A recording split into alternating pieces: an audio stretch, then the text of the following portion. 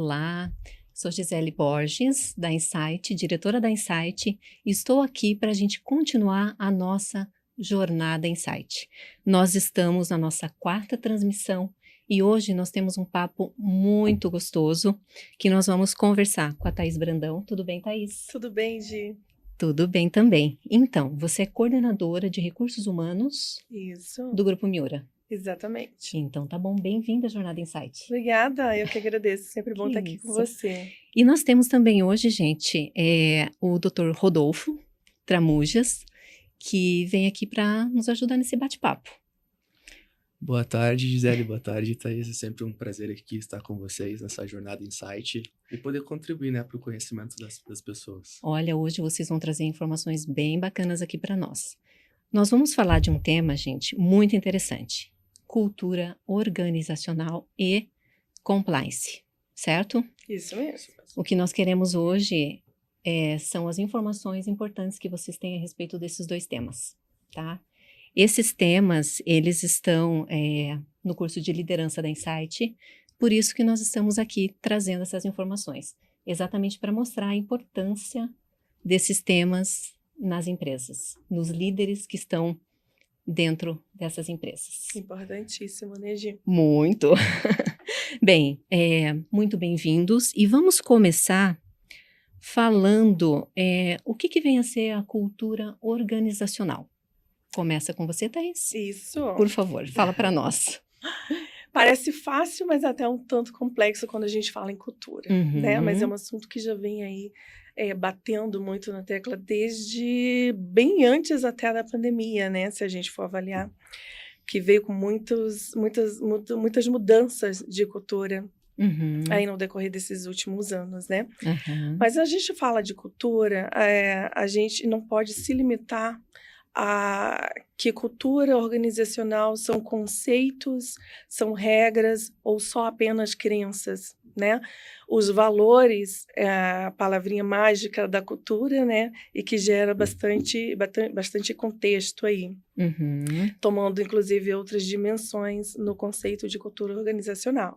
Mas quando a gente fala em cultura, a gente fala no crer, acima de tudo no ser, né?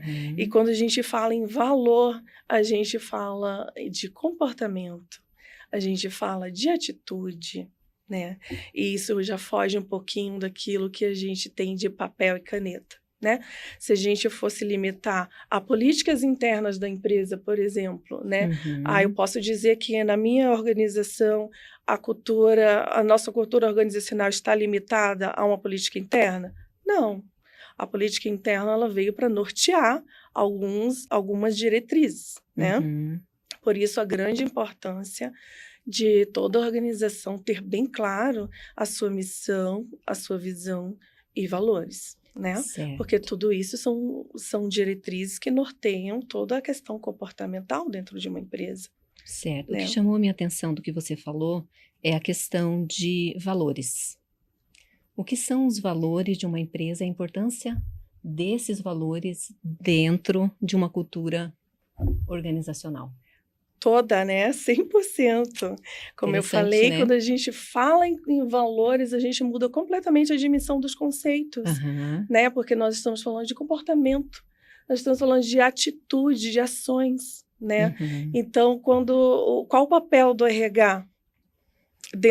Com a contribuição única do RH, vamos dizer assim, seria dentro de uma assertividade na escolha dos perfis dos candidatos, né? Porque antes dele entrar dentro de uma organização, a gente precisa ser o mais assertivo possível.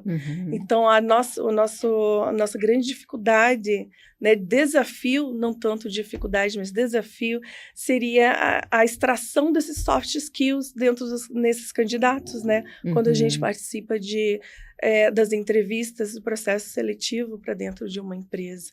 Então, quando a gente tem os valores da corporação já bem pré-definidos, a gente trabalha e direciona essa entrevista dentro, né, no limiar desses valores. Entendi. E assim, muito interessante a gente falando de valores, o que você pode falar para nós a respeito disso, Dr. Rodolfo? Então, tá pegando um gancho do que a Thaís já comentou, muito bem, diga-se de passagem. A cultura de uma organização ela pode ser transmitida de inúmeros modos, digamos assim, né? Através das práticas habituais, expressada por seus colaboradores, sócios, inclusive até os acionistas, né? Dependendo do tipo de sociedade. E falando da questão da cultura em seu significado lato sensu, seja no seu significado mais amplo, né? Nós nos remetemos a um cenário onde existe um conjunto de indivíduos inseridos em uma determinada realidade que produzem, né, as mais diversas práticas e costumes em sua rotina de trabalho, né? Se atentando ao aspecto corporativo, ao âmbito corporativo, né? E é extremamente comum se observar nas empresas que muitos colaboradores transmitem aquela cultura de forma sucessiva, digamos assim, até para os colaboradores que ingressaram posteriormente naquela instituição, sem nem mesmo saber o porquê que eles têm determinadas atitudes, né? E, nesse sentido, até um psiquiatra suíço, chamado Jung, no início do século passado, já estudou esse fenômeno, por assim dizer, e denominou de inconsciente coletivo. Adoro Jung. E deixou um Gosto legado muito. nos campos da psicologia, sendo inclusive o fundador da chamada psicologia analítica, né? Essa questão do inconsciente coletivo. Por que as pessoas tomam determinadas atitudes sem nem mesmo saber o porquê. E isso já vem lá de trás como uma questão realmente, assim, cultural, né? Até, inclusive, na questão das empresas, organizações. Nossa, muito interessante isso, né? Interessante. É onde entra o papel fundamental da liderança, né? Em disseminar esses valores, sendo exemplo também. Né? Que não adianta a gente ter um CEO de uma organização estabelecendo regras, estabelecendo normas, políticas internas, porque ele quer uma empresa assim, se a liderança não comprar a ideia, não abraçar a ideia. Né? Então, é muito importante que os líderes, além de acreditar, que eles aceitem, que eles vistam a camisa, que eles sejam, né, o exemplo dos valores dessa organização. Porque eles têm um papel fundamental na disseminação dessa cultura. Né? Muito interessante. Bem, Thaís, então assim, é muito importante que o líder queira estar onde ele está, no papel que ele está dentro daquela empresa. Exatamente, isso mesmo. Exatamente para ele acreditar na cultura daquela empresa. Exatamente. Inclusive, eu tenho exemplos assim vividos com relação ao CEO dizer uma coisa, querer uma cultura visionária, né? E a liderança dizer amém, mas não abraçar a ideia, né? Não abraçar. Entendi. Aceita porque veio do CEO, mas não abraça a ideia porque não acredita nela. Né? Então, é extremamente importante o papel da liderança nisso, porque não é uma pessoa só que vai construir ou modificar a cultura de uma empresa. É um conjunto de pessoas e a liderança tem um papel fundamental nisso. Inclusive com o RH, né? Ao contrário do que todo mundo pensa, o RH sozinho não vai mudar a cultura de uma empresa, não vai se impor sozinho. O RH precisa ser aceito, o RH precisa do apoio de toda a liderança da corporação para que a gente possa trabalharmos juntos. Porque sozinho a gente não vai conseguir, a cultura não vai ser disseminada, vai travar. Como dizem, uma andorinha só não faz verão. Exatamente. É isso que falam, né? Perfeito. E essa questão que a Thaís ponderou da importância do líder, né, na questão corporativa, aí a gente pode também citar a questão do compliance nas empresas. Ah, maravilhoso, perfeito. Que vem ganhando muito espaço nos últimos anos. Aqui no Brasil ainda é uma questão embrionária ainda, nos últimos 10 anos que começou a se falar de compliance aqui no Brasil. Nos Estados Unidos já se fala desde o início dos anos 70, 80. E eu, por ser advogado especialista em direito do trabalho, posso falar aqui com vocês sobre a questão do compliance mais voltada à seara do direito trabalhista. Nossa, né? Excelente. Põe pra gente aí a tua... E é óbvio que nem a Thaís falou que uma cultura organizacional não se modifica do dia para a noite. É uma tarefa muito árdua, amorosa, ainda mais se tratando de um país como o Brasil, que precisa realmente de bons líderes, tanto na iniciativa privada quanto também na iniciativa pública. E o compliance trabalhista ele serve justamente para mitigar riscos, redução de riscos, né? No escopo do compliance, existem diversas questões que podem ser incluídas, né? Como medidas de prevenção e combate ao assédio moral e sexual, cuidados na contratação de serviços terceirizados, que a gente chama de due diligence, que é a diligência prévia, quando a empresa estuda, né? Uma empresa que presta serviços como terceira antes de contratar, para ver se é viável, para ver se realmente aquela empresa é sólida. Cuidados no processo de recrutamento e seleção, que a Thaís já ponderou, inclusive também chamando a atenção para a questão da LGPD, né? Lei Geral de Proteção de Dados também, que é de suma importância as empresas se atentarem para não sofrerem sanções. Adoção de medidas de igualdade de gênero, estabelecimento de um código de conduta e padrões de ética e de conduta nas empresas, criação de canais internos para denúncias. E, inclusive, com relação à criação de canais internos para denúncias, é importante também que seja um canal sério, né, de pessoas sérias, engajadas, para também se evitar eventuais denúncias e acusações levianas, com o fito só de desagregar o ambiente organizacional e não contribuir. Então, não adianta nada só a empresa adotar um código de ética, um canal de denúncia, investigações internas, se não tiver realmente pessoas engajadas na questão da cultura que a Thaís colocou. Ou seja, uma ligação tremenda entre compliance exatamente. na cultura organizacional de uma empresa. Você viu, Gi, como as coisas não andam sozinhas? Né? Não mesmo. É tudo um conjunto, um circuito, né, de métodos aí envolvendo várias pessoas, praticamente todo mundo, né? Porque não é, como eu falei no começo da nossa conversa, não é uma política interna que vai definir uma cultura, que vai construir uma cultura da organização, né? Mas é um conjunto, é uma série de situações. Por isso a importância dos treinamentos, dos desenvolvimentos. E quando eu falo em desenvolvimento, eu não falo que é da responsabilidade única da empresa, porque o autodesenvolvimento é uma responsabilidade de cada um de nós, né? Muito importante. Então, não é só querer, tem que ser. Então, é o que eu quero, é o que eu acredito, vamos ser exemplo, né? Vamos ser exemplo, assim, a gente consegue fazer uma transformação aí. Tem que partir de cada um mesmo. Isso que você está passando, Thaís, para mim é muito positivo, porque tem uma ligação direta com o que a Insight, que é uma escola profissionalizante de desenvolvimento pessoal e profissional. Exatamente porque a gente também acredita nisso. Não é só um desenvolvimento profissional. Exato. Não é só você tecnicamente ser muito bom. Se você não sabe, não tem um autoconhecimento, se você não sabe, não consegue controlar o teu comportamento, se você não tem essa visão, né, da empresa, da cultura da empresa que você está e o que você acredita, não adianta. Você pode ser um excelente profissional na parte técnica, mas se não se desenvolve... Exatamente. A questão comportamental é muito importante. Super, né? Como a gente costuma dizer, nós entramos dentro da empresa pelo hard skill, né? Pelas nossas técnicas. E nós saímos pelos softs. Verdade. Soft skills, isso a gente... Que é justamente os comportamentos, né?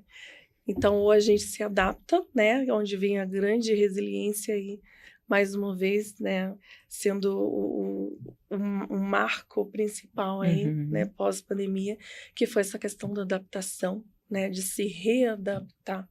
Então, na mudança cultural é a mesma coisa. Na transformação cultural é a mesma coisa.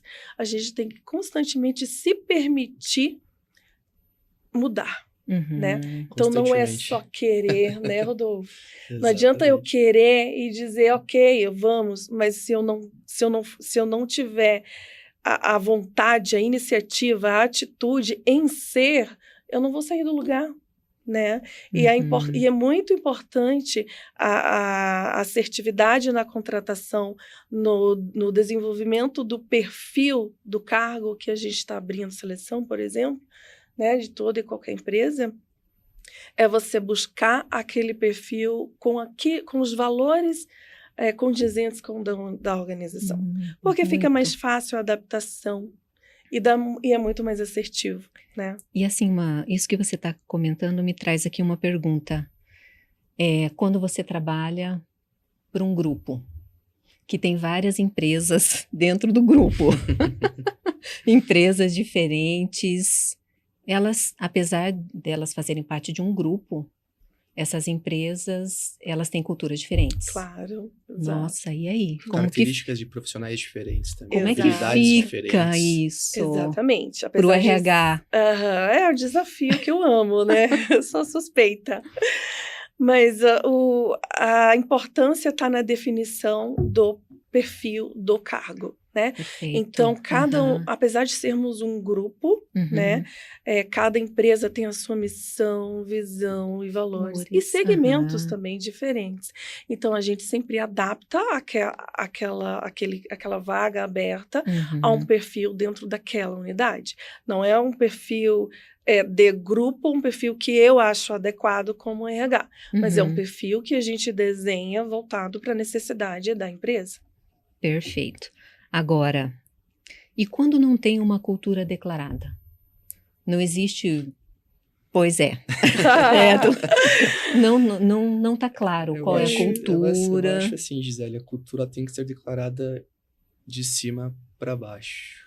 Faz sentido. O apoio do alto poder diretivo ele é fundamental para você começar uma mudança cultural em uma empresa. Não sei se a Thaís concorda comigo nesse sentido. Sim, já complemento também.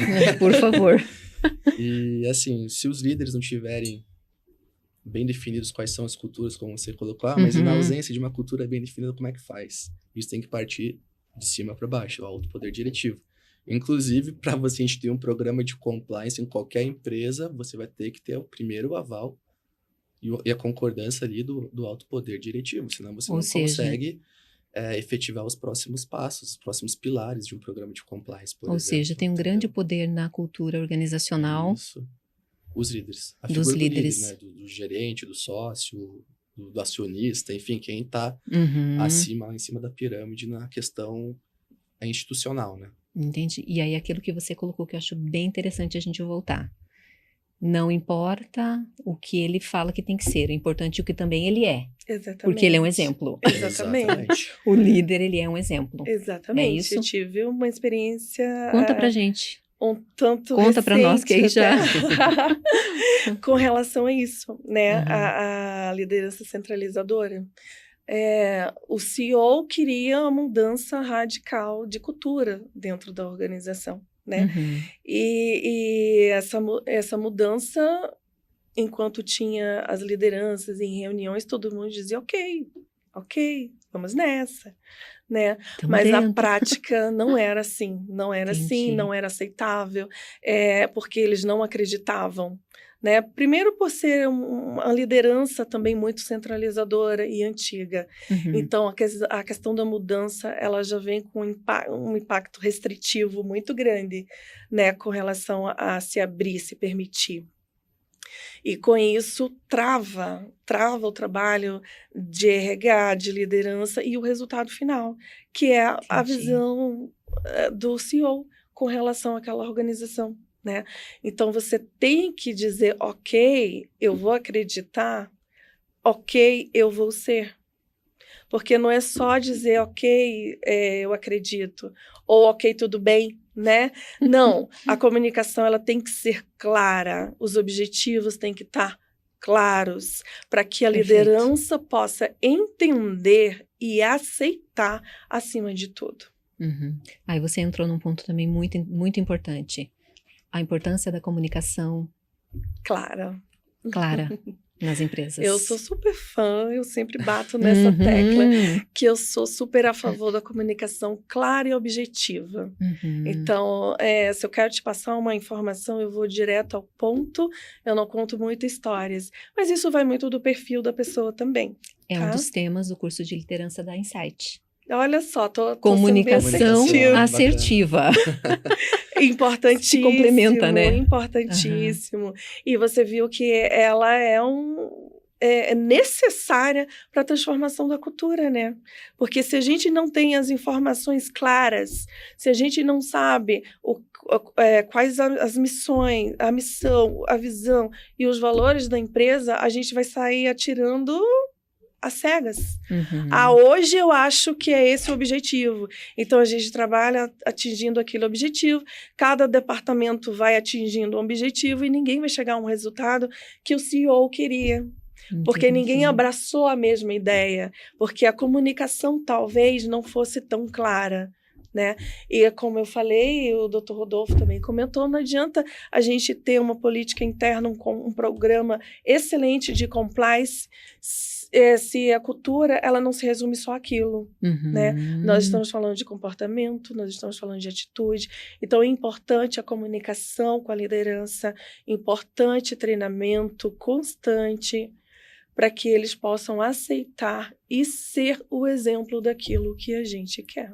E essa questão de exteriorizar a cultura, né, da empresa, a missão, os valores, os programas de integridade também tendem a exteriorizar todas essas questões, porque a gente chama de stakeholders, né, que são as partes interessadas, né, clientes, fornecedores, sócios, consumidores, enfim, para que eles entendam que o produto que eles estão adquirindo de uma empresa, por exemplo, é da tal empresa que tem uma missão, um valor, e bem expresso, assim, para a comunidade, para a sociedade. Então, eles têm a transparência, né?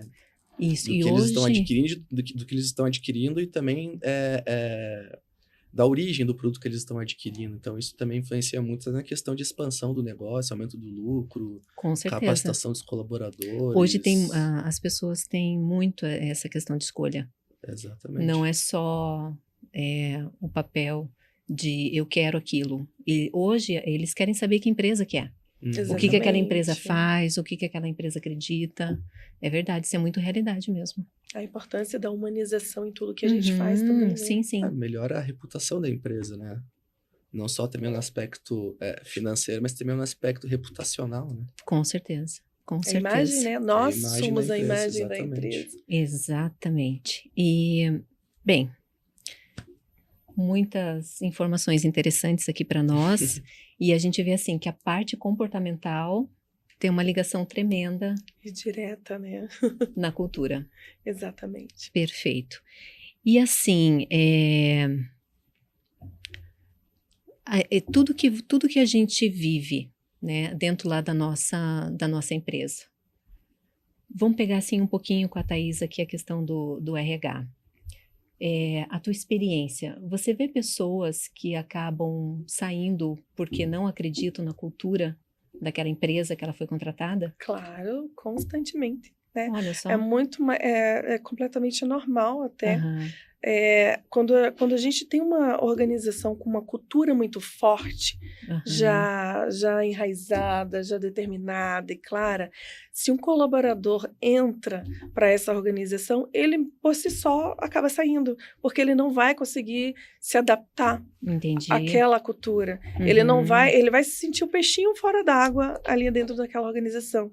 Então, ele por si só acaba saindo. E se isso não acontecer por ele, acontece pelo outro lado, que seria a empresa, né? Entendi. Isso é onde vem aí o papel do RH na questão da seleção, né?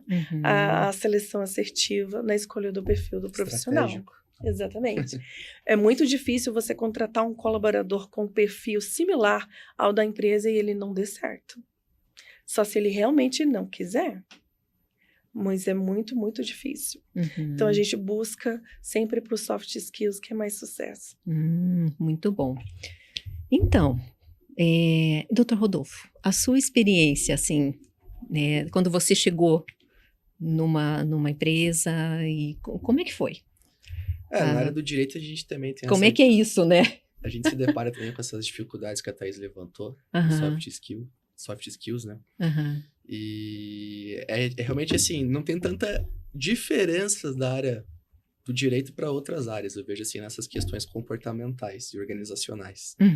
Inclusive, raros são os escritórios de advocacia, pelo menos até o meu conhecimento, que possuam uma cultura organizacional enraizada. Entendi. Isso, inclusive, nós estamos tentando fazer lá no escritório do Dr. Nelson, né, Pietinisca, e aos poucos tentando modificar uma cultura organizacional. Que interessante. O que é raro hoje em dia. E é uma tarefa árdua e morosa.